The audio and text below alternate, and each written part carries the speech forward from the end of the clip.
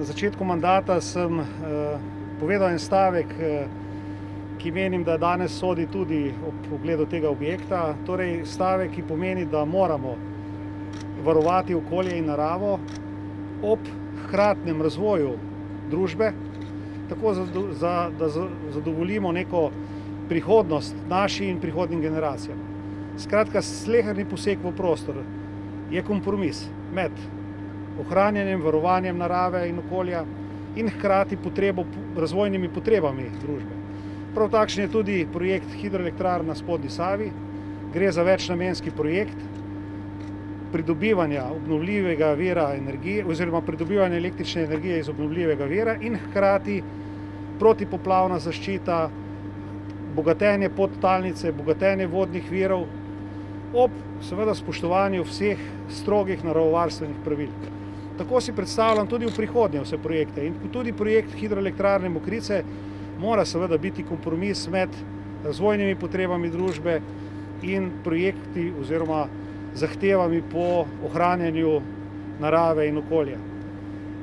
Seveda ne smemo pa dovoliti, da lahko brez utemeljenih razlogov blokira slehernik tak projekt, kot smo pričali v primeru hidroelektrarne Mokrice, ko se brez resnih vsebinskih razlogov že 5 let vrtimo v krogi pridobivanja okoljevarstvenega soglasja za ta objekt.